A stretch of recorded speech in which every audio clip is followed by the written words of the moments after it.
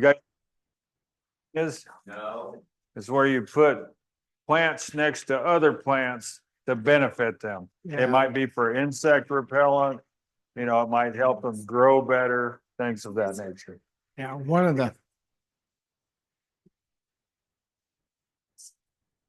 of the things that also to help with your bugs is to have marigolds, sage, rosemary, aniseed, bee balm, zinnias, globamath, cosmos, candela, Calendula. calendula. These are flowers that you can plant in your garden. You don't have to plant them like thick as hops, but like down the row, couple here, couple there, and it'll help keep the bugs away.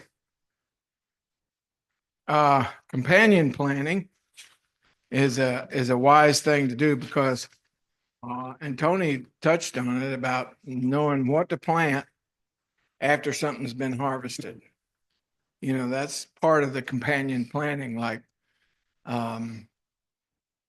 potatoes is a nightshade. So you don't want to, you got to know what to plant behind that nightshade. And because there's a lot of nightshades that we don't even know about. Like I never knew that eggplant was a nightshade. And so, excuse me. So you'll have a handout that's going to have all these different ones that you can plant. And like Tony talked about, when you get your seeds and you get your garden planned out, don't try to plant everything. Because unless you got enough room, because some of the things don't need to grow within 100 feet of each other, like watermelon and cantaloupe. They need to be 100 feet apart, or you'll get cantaloupe watermelons from your seed. Yeah. And I've had that before. So when you follow these guidelines, it's going to cause your plants to not have to suffer so much. And that's one of the things. The plants are just like us. They suffer. I was going to say, one of the ways you could companion plant too, you can do some neat things sometimes. Like if you're growing corn, you can actually grow like a pea or a bean, and it will actually trellis around your corn stalk. So it's not only you're getting nitrogen in the ground from the bean plant, but you're also, supporting that corn stalk a little bit better. So it just does so much better. So, it's worth looking into those different companionships. Native Americans called the three sister planting, and that's corn, beans, they grow up the stalk, and squash. Down below. They grow down below. And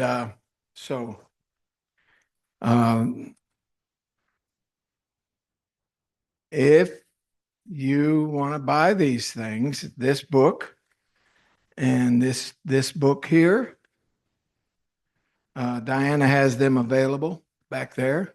I don't know whether you've gone back there and looked at her little stock. We're not doing this for the money, but it does cost us. Just funds the next program. Yeah. Is what we do. So all finished on the companion. Well, companion planning is what you put on paper. This is one of the things about, and I thought Making a plan. Yeah, making a plan. When you it's not in this, hon. I know. Yeah, that's the card right there. No, we don't have one. But Yeah, we don't have one. yeah, but she's got a card there where it slides out and it shows what can you do. So if you can just give it a look-see in a minute and, when we get finished. Yeah, Yes. it's all right. There's a testimony there, so. Okay. Yeah, It even has your companion planting out here, besides when to, plant, when to harvest, and it has all about the width, the deep, the height. And you got it spring, and then you flip it over, and you got fall, and it's got the regular, it's a great little tool. I mean, it's, Another thing,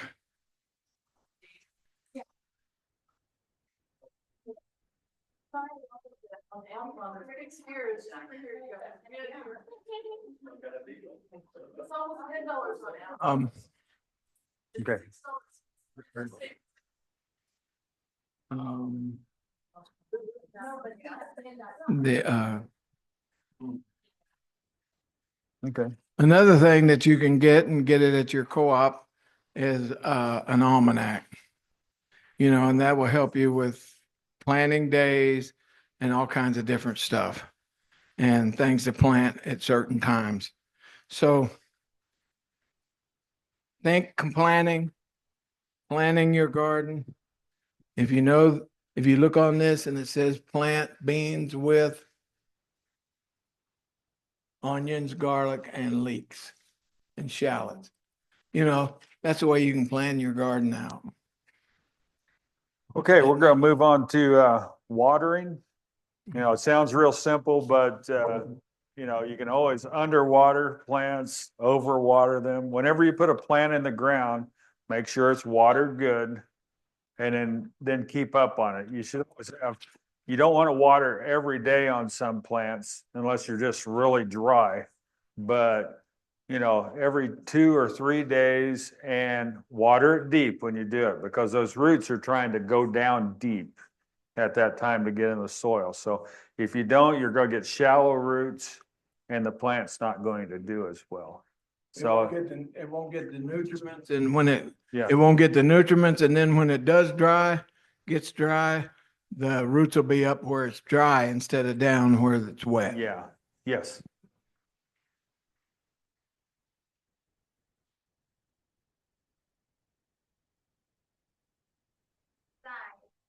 You have like hollow or, when you back to one side there and hollow side or something. Most of that time, that's gonna be a boron deficiency if they're hollow inside, but you know, if you don't water them down, you're not gonna get good potatoes, because the potatoes, you know, they wanna go down deep. They wanna start forming their roots and then building the potatoes. So, you've gotta keep them watered good. And that's the same with, you know, some plants need a lot more water than others. Your squash and watermelon and cantaloupe and that, they need lots of water because they're, you know, they're like 90% water. Yes. Better to water in the morning or the evening? I would say a lot of times, if you want it to carry through the night, it depends on how hot it is right now. But if you water in the morning, like your tomatoes and that, they'll dry out. The leaves will dry out during the day if you get them wet, and then you don't have the trouble with blight.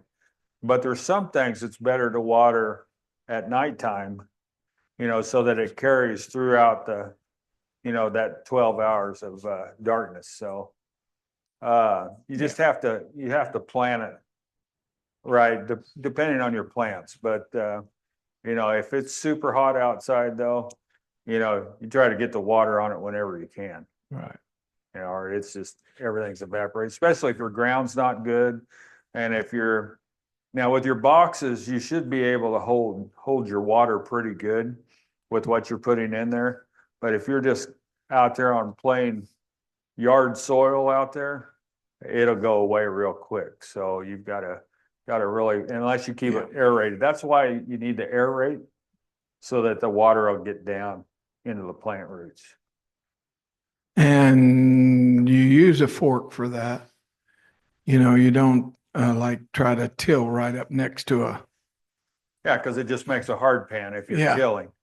Yeah, you want So- that broad fork or potato fork or whatever. You need something that's gonna, you know, aerate Go the down, ground. yeah, aerate and not tear it up.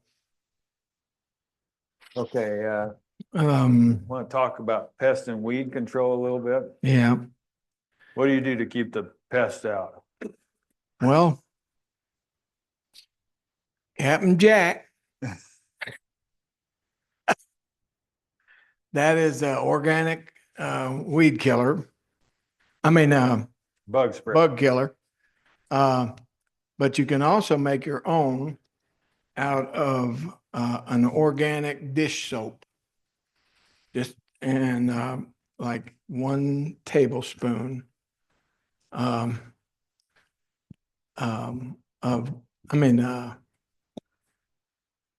4 tablespoons of dish soap, 1 tablespoon of cayenne pepper, and 1 tablespoon of peppermint oil. Now, is that on a sheet anywhere or you just get? That I got offline, Okay. and And he was talking about Captain Jack's, the dead bug spray, for like worms of any kind. It's, got spinosad in it. And I've never seen anything take care of like potato beetles and larvae, tomato worms, all that. It'll keep those bugs off your plants. So all you gotta do is spray them. You know, if they eat it, you know, it blows their insides up and they're done. So, you know, or you can go out there every day. And that's why if you spend time, you can go out there every day and pick them off. yeah, But if you get an infestation, you know, you better do something. And that's an organic spray. So, you know, it's not like Sevin Dust or something like that that's leaving a poison on your plant. yeah. So, Last year I had all the tomatoes in the hoop house, and I pulled 19 of those big hornworms and off of them. or some. pest Here's control. here's a pest control. Like if you've got a row of sweet potatoes, the deer can smell a sweet potato leaf a mile away. And so this is bird netting. And there is places that you can buy this stuff. Yeah, That- you're wondering why the bird netting would keep them out, but the deer, they don't like stepping in anything that grabs onto their hooves and stuff. So, Yeah, and they can't get their mouth through. yeah, they can't get through there. So it's, Now, what might grow up out of it, they'll nip it off. yeah, But that's no big deal. You're not losing that much. Agribond is a company that you can buy some of this stuff from, and you can get it from yeah. also That's this stuff right here. You can Okay. use that to cover up. I mean, it's and that'll also, keep the bugs off. it's got different, what do I want? Weights of it. And, like some of it's there's- for frost protection. Some of it's for protecting it from bugs. Mhm. You know, you can just keep it covered up. So it'll, AG-15 for I used to put, insect control, AG-19 for frost control. I used to put this stuff on sweet potatoes because I'd had deer problems. I'd put it on every night and those deer never touch those sweet potatoes Yeah. because they don't like this stuff. Agribond, Agribond. Yeah. It's a floating row cover. yeah. You want me to take it apart? Yeah, Yeah, it's 85% light, yeah, comes through. on the lighter weights, yes. Yeah, and then that's on the 19th. Yeah. And I'm not saying about that. We've been growing plants all winter long. Yeah, And we'll show it to you in a minute. yeah, we've got pictures of, Tom and Diane's garden up there and so, We got it. Then this is a shade cloth for when it gets hot. That'll keep from some of the things that you're growing from getting too hot and from blistering. Tomatoes will blister. yeah, what we used to do was, we'd grow a lot of our tomatoes to keep from the blight. We'd grow them under a plastic hoop house. And then we'd end up putting shade cloth over when it got real hot. Both ends would be open. But it would keep if it rained and stuff like that, we were in a really rainy climate, it'd keep the dirt from flying up on the plant and starting to blight it. So it worked really well. And we bought 2,000 feet of this. Yeah. So we've had it for years and years and years. And I remember one time, flea beetles, I don't know whether you've ever heard of flea beetles, but they. Looks like, on your potatoes, it looks like somebody shot them with a shotgun. Yeah. And that's a flea beetle. But you just spread it out and lay it on your row. And they call it floating row cover. And, but you can staple it down, different things. This usually goes on the top like of a greenhouse. Mm-hmm. You know, one of the things that I have been wanting to share with everybody that I can is there's a secret ingredient in about 75 to 85% of everything that's in the stores that you go, when you go to the grocery store. If it's not organic, non-GMO, it's got glyphosate in it. Have you ever heard of glyphosate? It's a deadly poison. It's From Roundup. Roundup Ready. It's is what it Roundup. is. Well, even the GMO plants, see, what they do is they have a gene gun and they splice the Roundup genes into the plant genes. So Roundup Ready corn, Roundup Ready soybeans, and the different things that they grow, cotton, alfalfa, all of it has glyphosate in it. And they're tracing in this video, and there's, I don't know how many is back there, but they're tracing 22 chronic diseases just to glyphosate. And it's banned in Europe. Mhm. It's banned in Africa. It's banned in India. It's banned in Russia. But we make it here. So, In St. not- Louis. and they're not going to ban it. Yeah. So, Yeah. Yeah, worth watching. Worth watching yeah, for sure. there's DVDs back there too that are I free. mean, that's what our gardening class is about. We're trying to promote growing your own food, because anytime you're going into the store, you're getting second best. Right. Organic is, that's something that people bank on a lot, that organic's great stuff, but organic just means, and in a lot of places, California for one, that it's been sprayed twice. So it's not totally free from spray, and it doesn't mean that it's been grown in good soil. It just means that it hadn't had the pesticides and the herbicides on it. So it's sometimes, and we're gonna do a little test here in a minute, see Yeah. if it works out. But Organic apples. and conventional apples, we'll do a Brix test on them just to see which one's got a higher mineral content Sugar. in it. Now, do y'all want to stay over a few more minutes? I mean, it's 5:00 now. So, Well, I got a couple of things I'll Go look ahead. at real quick. I was going to encourage people in your gardens. I picked up some of these at Ingles today, but growing the culinary herbs, they've got so much in them. I mean, I was just amazed when I started looking at some of the things like basil, for instance. Everyone use basil? Yeah. Basil has anti-inflammatory properties. It's antibacterial, can reduce fevers.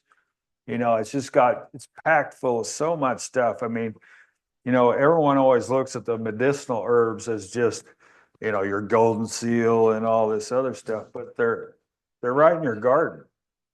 If you just start cooking with these things and using them, you can make teas, you can make infused oils with them, everything else. And it's just, it's just fun to grow these different types of herbs in your garden.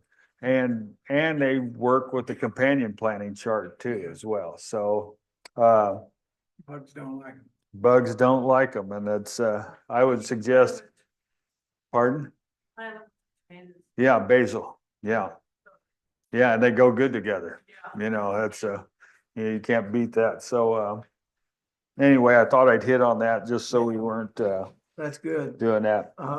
You skipped over, crop rotation, and I think we've We already were covered that. talking about that, We've yeah. already talked about it, haven't we? Yeah. Maybe we can, talk about season extension for a minute. BJ, if you turn on some slides. Just some pictures of, Tom and Diana's place up there. And, Tom can kind of share what some of these pictures are up here. We had a pretty good size garden, an organic garden, the cover crops talked about here. That was one of my favorite things about our garden.